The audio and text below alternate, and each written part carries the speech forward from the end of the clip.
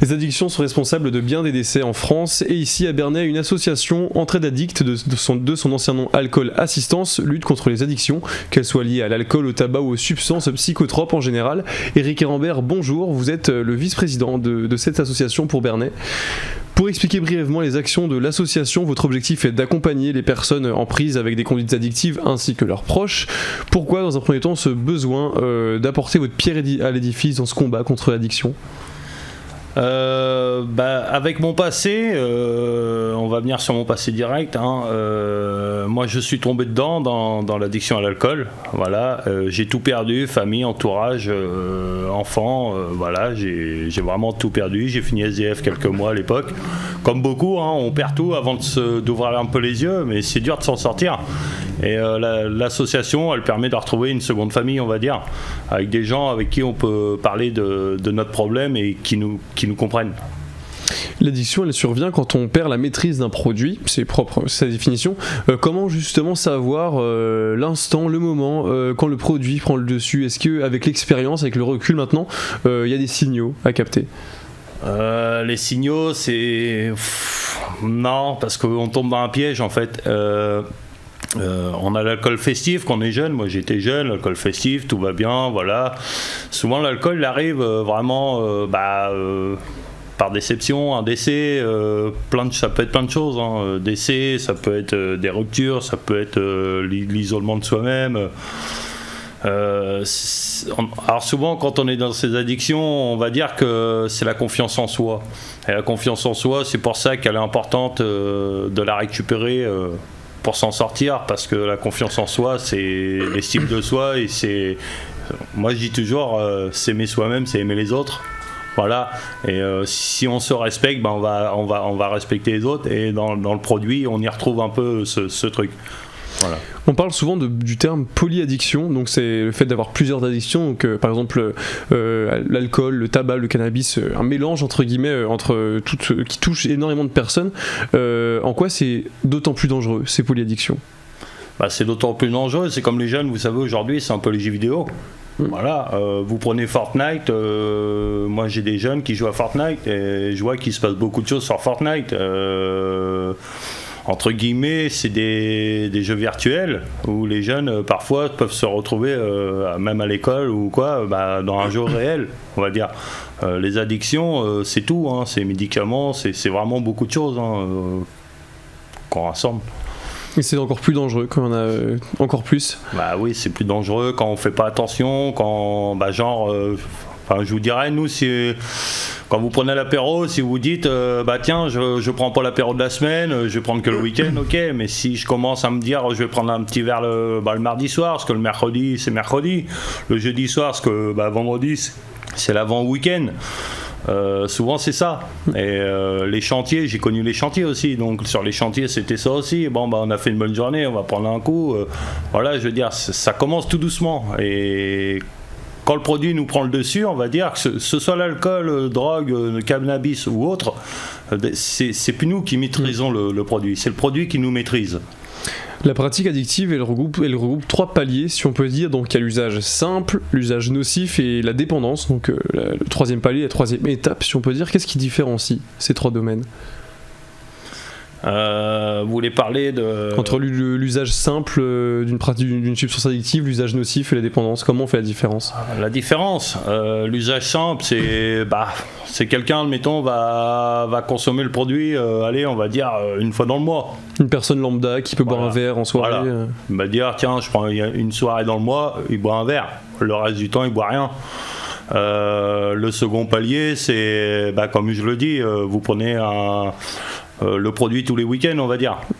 Et vraiment, quand on tombe dans la dépendance, là, ça peut monter à l'extrême. Je dirais, moi à l'époque, je me rappelle, je me levais la nuit pour consommer.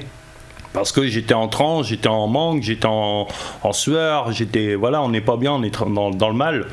Et on m'a toujours dit, au niveau d'addictologie, dans les hôpitaux, dans les centres comme l'Adissa à Bernay ou le XAPA sur Pont-de-Mer, vous avez des spécialistes et ils disent très bien que par contre, il ne faut pas arrêter l'alcool nous-mêmes, il faut se faire accompagner par des traitements de médicaments parce que on peut en mourir, quoi.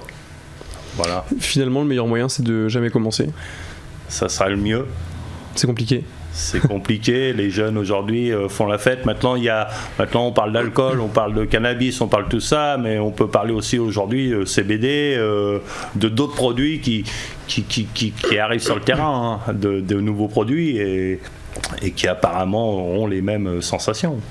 Sensibiliser à cette thématique, ça passe évidemment par la jeunesse, et on est justement, vous venez de le dire, dans une société où de plus en plus de jeunes commencent tout ça de plus en plus tôt. Donc que ça soit le tabac, le cannabis, l'alcool, parfois si on va dans des lycées, des collèges, on voit des adolescents avec une cigarette à la bouche, une bière à la main. Comment sensibiliser justement ces jeunes-là au danger de ces produits, des pratiques addictives? Comment les sensibiliser? Moi je leur dirais un mot, c'est ne commencez pas, voilà. La vie elle est belle, elle est longue, il faut pas se la durcir parce qu'elle est déjà assez compliquée aussi comme ça, et testez-vous, surtout les jeunes, testez-vous à faire des soirées. Soirée, admettons, vous faites une soirée avec vos substances, ok, et essayez de faire une soirée sans rien, sans substance. Vous allez voir, vous allez autant vous amuser, autant rigoler, et même mieux, parce qu'en général, quand on prend des substances en soirée, ça finit pas souvent bien. Voilà. Et qu'est-ce que vous diriez du coup à ces mêmes jeunes qui doivent sûrement se dire, moi de toute façon l'addiction ça me concerne pas, je sais que je contrôle, je sais que je deviendrai jamais alcoolique, drogué ou quoi. Qu'est-ce que vous leur diriez à ces jeunes qui se pensent justement peut-être plus forts que tout, si on peut dire? Ouais, j'ai raisonné comme ça il y a quelques années en arrière, donc j'ai raisonné dans ce sens-là. Je voyais une personne clocharde ou autre, ou qui était bourrée ou qui était pas bien défoncée, je disais regarde-le, c'est une épave, ou moi on me l'a dit, j'étais une épave. Quand on tombe dedans, là on s'en aperçoit, et c'est là qu'on se dit ouais, en fait c'est vraiment le cercle vicieux, et c'est compliqué quand même de s'en sortir. Le mieux c'est de pas y aller, quoi. Le mieux c'est de pas y aller, et faut se raccrocher à autre chose. Donc quand on n'est pas bien, quand on est triste, c'est essayer d'avoir un bon entourage, avoir une personne de confiance avec qui on peut discuter, et puis voilà, faire des loisirs, d'autres loisirs. Voilà. Chez les jeunes, pendant qu'on parle des jeunes, évidemment, j'en profite, il y a en ce moment, depuis quelques mois, quelques années même, un phénomène qui s'appelle le binge drinking. Donc ça consiste à boire le plus d'alcool possible en le moins de temps possible. L'objectif c'est d'être sous le plus rapidement possible. Comment éradiquer ces pratiques-là qui sont prétendues comme cool chez les jeunes? C'est prétendu comme cool, mais c'est prétendu aussi, je pense, comme dangereux. Parce que avec ça, il y a des décès. Il faut savoir quand ils font ça, c'est entre eux, machin, mais si le copain va pas bien, on va le laisser dans un coin parce qu'on va pas savoir quoi faire. Je veux dire, ça a toujours été, c'est pas d'aujourd'hui, je pense, mais c'est un peu triste de voir ça, quoi. C'est-à-dire consommer à se tuer en quelques secondes, je vois pas l'intérêt. Il n'y a pas d'intérêt, quoi. Mis à part les interventions que l'association peut faire auprès des jeunes, etc., comment Entraide Addict procède pour venir en aide aux personnes addictes et à leurs proches? Alors on a nos numéros de téléphone qui sont souvent dans l'éveil, circulent souvent sur les panneaux publicitaires, comme il y en a un sur Bernay, il y en a un sur Pont-de-Mer, un panneau publicitaire, donc nos numéros de téléphone circulent. On a un Facebook aussi qui s'appelle Entraide Addict Normandie. Donc on peut toujours nous trouver. À la DISA, si des gens ont des problèmes d'addiction, en général vont à la DISA aussi. Nos numéros sont un peu partout, on va dire. Voilà, moi, le premier, mon numéro, il est affiché un peu partout. Monsieur Duez, d'autres personnes de l'association. Et chaque région ou chaque ville où vous allez, vous avez toujours une association qui n'est pas loin.